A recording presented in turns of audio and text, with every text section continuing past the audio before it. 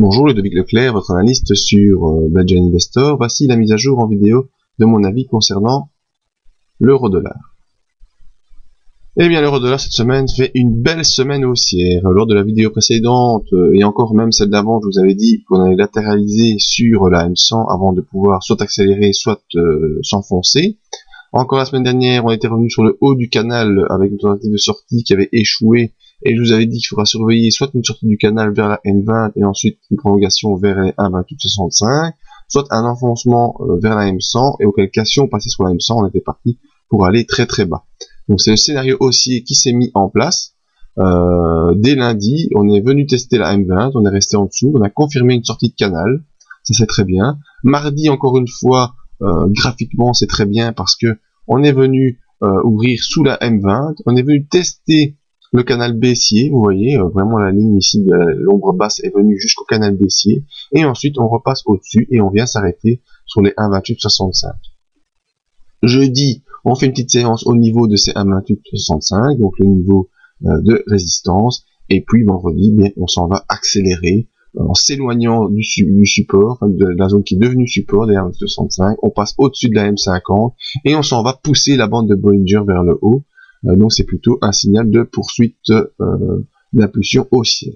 Notre canal baissier qui a été testé, il ne sert plus à rien. Le retour a été fait. On est de nouveau ici dans un nouveau canal de propagation haussière.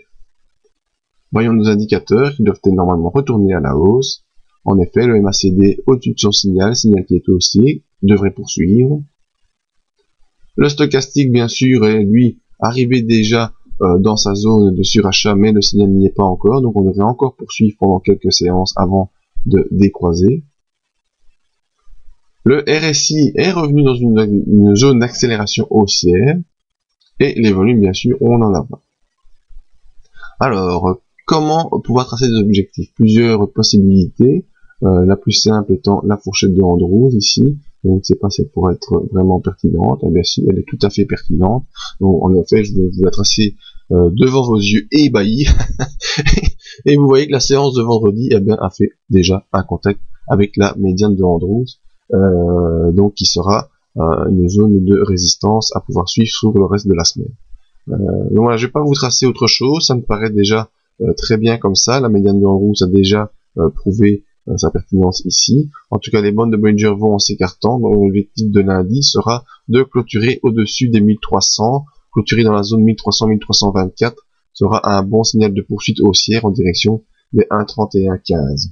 Maintenant, il ne sera pas exclu, au vu de cette impulsion haussière qui a été quand même assez puissante, d'avoir un retour, une consolidation, soit sur la M50 ici, sur cette ligne rouge, donc un retour aux environs des 1,2916, avec peut-être une poursuite intraday jusqu'au 1,2865, hein, donc, et après ce pullback logique, on devrait avoir une poursuite de l'impulsion, et peut-être jusqu'au 1,3115 pour la semaine prochaine, peut-être voir la semaine d'après.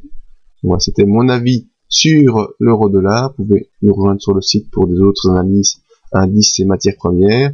Le petit mail pour me joindre en cas de questions, la page Facebook pour les mises à jour, et n'oubliez pas le briefing tous les matins sur le site pour le suivi de ces analyses. Merci et à bientôt.